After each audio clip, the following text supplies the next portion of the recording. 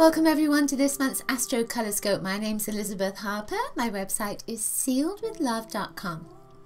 Okay, so the idea of the Astrocolorscope is I'm going to mix a little bit of astrology with crystals. I'm going to pick 3 crystals from my crystal bag for each astrological sign. I'm also going to take a bead from my bead bag here so we can add a little influence of color. Then I will pick a card from the Voyager deck and show you your card, and it's going to be a collage. So what I want you to do is take a look at the collage when it comes to your card and see what draws your attention, and then ask yourself, what does that mean for me? So then it's like an extra piece of information for you. I'll tell you what it means for me, but this is specifically for you, of course. So before we get started on your sign, let's just talk a little bit about what's coming up astrologically. So it's April, so the 4th of April, there's a lunar eclipse in Libra. So there's always eclipses all the time, of course, but this one kind of activates that square that we were all so concerned about, the Uranus-Pluto. And Uranus is the planet of surprises, and Pluto is that transformation energy. So it's almost like it's going to wake something up. There's a sense of around the 4th, you know, you might be a little bit different, might take you a little bit longer, or it could be before the 4th of April, but there's a sense of something coming up that may not be pleasant. Now, it could be anything. It could be emotional. It could be that physically, you know, you start getting acne on your face, you haven't had it for a long time, that sort of thing. Your hair could be drying out. You know, it's almost like an emotional energy that is moving through your whole being. So it can activate physical, mental, emotional, or spiritual, and it may be happening around you, and it could just be that you are affected by what's happening in your community or globally. So there's a sense of an upheaval. So it almost feels like something is coming out from behind the scenes that we didn't see before. So it could be a truth as well that's coming up, or it could be a lie even, and you feel like something's not right with this, that kind of energy. So the other thing is, there's, you know, when I look at the aspects for the month that are coming up, I ask my guides what I need to focus on, and I was really drawn to the 28th, 29th of the month, and there's a couple of aspects, and they're fairly minor with Chiron, but it's Mars and Venus that are connecting with Chiron. Chiron's in Pisces, and Chiron is that energy of the wounded healer. So it feels almost like this month, maybe at the beginning of the month, there's a big shift, there's something that's coming out of the closet, there's something that's coming through, maybe out of your body again, emotional sort of energy that's being released. And then there's a sense of, at the end of the month, it's almost like you're balancing something at the end of the month. So if it's been a physical issue, then it could be that you find a cure for whatever it is. Emotional, it could be that there's resolution, that kind of thing. If you've been worrying about something around the 4th, then at the end of the month, there's going to be some kind of shift around that, where you either stop worrying or you find a solution. You find a path forward that you need to go on. There's also, you know, this month Jupiter is going direct, yay! So prosperity abounds. So maybe, you know, if you've had some money problems, abundance problems, then that's going to shift. But Pluto also goes retrograde around about the 16th. So it is very much a time of transformation for all of us, really going in to find out what we believe to be true for us, and then make internal changes so we can see that reflected in our external life as well. Okay, so that's just a little bit of astrology. So let's get on with your crystals. Let's get started.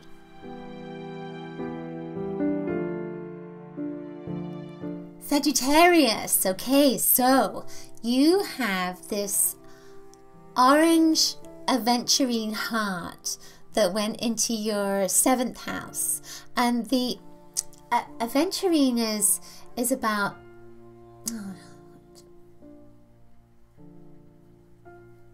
this vision is going to start again.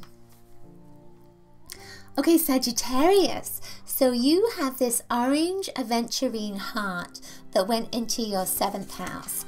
And aventurine is very much about your self-worth and about perseverance and about your confidence.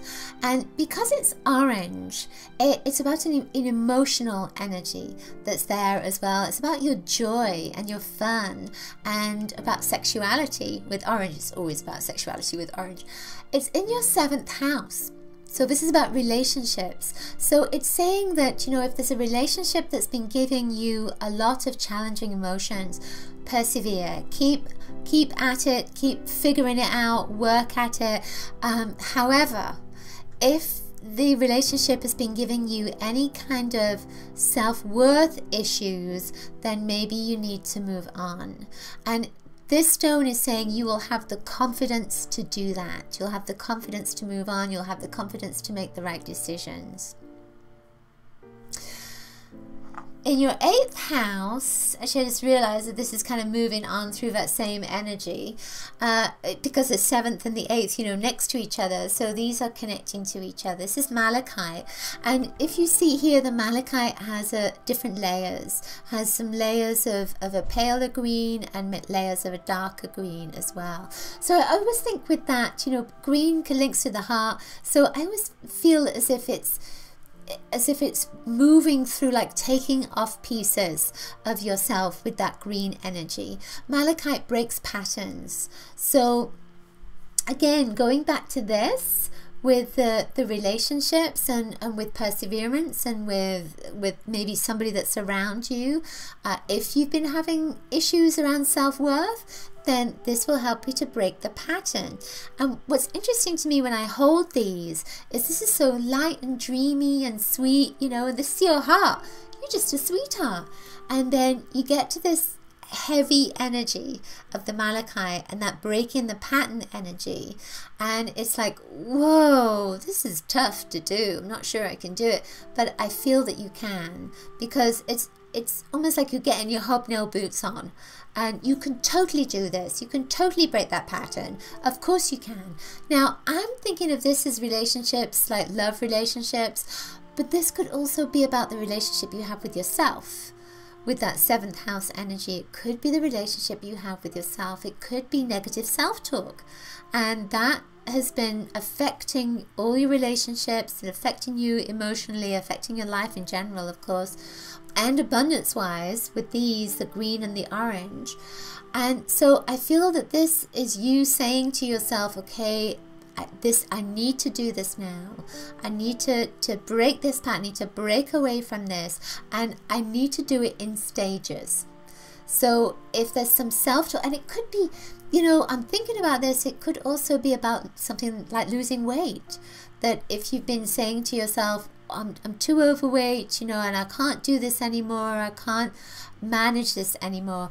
And this is saying, do it in stages. Just do it, break one pattern at a time. Break one habit at a time. I feel that this is what this is saying to you. This went into your 8th house. So the 8th house is about money, about inheritances, about death and rebirth, etc. So we can think of it as money coming to you, but I feel as if it's more about having achieved something. So I feel that with these together, it's saying that you are going to achieve something. You're going to be successful, and at the end of the month you're going to say, wow, I actually did that. I actually managed to do this, and good for me, that kind of thing. It can also mean money coming to you, of course, but I don't feel that sort of sense to it. Then the final stone that came up went into your 11th house, and this is a bloodstone. And you know, with the bloodstone, they're green and they have these little specks of blood, little specks of red rather. And the bloodstone asks you to be in the present moment, to live in the present moment, to really stand your ground. If there are any problems around you at the moment, any challenges, the bloodstone says You can overcome those challenges, but you have to stand your ground. You have to be in this present moment. It's in your 11th house. And your 11th house is about service. It's about service to others. It's about service to yourself. And it connects to the world, to the community, to everybody around you. But I feel with this, you know, it's an ancestral energy. It's about healing the ancestral line. And I feel that that's why it went into the 11th house. That you are going to shift a pattern. You're going to shift something that has been an issue within your whole family line. And you are going to heal that. And it's going to have a domino effect all the way down your ancestral line. And this is saying that is that global energy. That is that service to everyone. Is healing it within yourself. And then as you heal it within yourself, you heal it within your family, you heal it within your ancestors. It breaks the pattern. Great. It's going to break the pattern for all of us, by the way. So I noticed I didn't choose a bead, so let's see what stone wants to come out for you. Okay, so you have a kind of rusty red looking stone, and that rusty red looking stone is perfect with that bloodstone. So again, I feel that this is linked to your ancestral line, to your blood relationships. So there's healing that's going to come in there for you. Also, the red is about being in this present moment and not scooting off into daydreams. So it's staying here in the now. This is where your power is. So the card that came up for you is Child of Crystals. It says Learner at the top. So take a look at that card, see what you are most attracted to at this moment, and then ask yourself, what does that mean? What does that mean? So when I look at this card, I'm kind of attracted to two particular, now I'm taken to the one thing. It's the child with the pink hands. I was seeing the pink in the corner here, but now I see the child with the pink hands. And it's like the child is holding out their hands and looking at their hands and saying, wow, look at this. This is the first time I've seen this. Isn't this great? And that's what I get for you with this. It's almost like you're going to realize something for the first time, and it could be about who you are and what you're capable of. And when you realize that, you're going to understand that you can do so much more and you just didn't realize it. And that is a really powerful place to be. Okay, that's it for this month's Astrocolorscope. Hope you enjoyed it.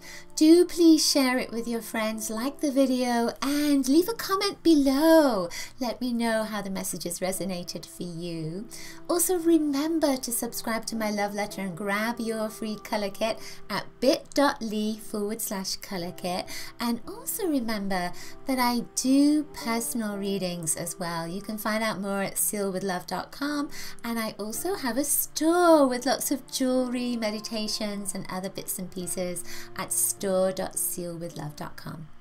See you next month. Lots of color wishes, blessings. Bye.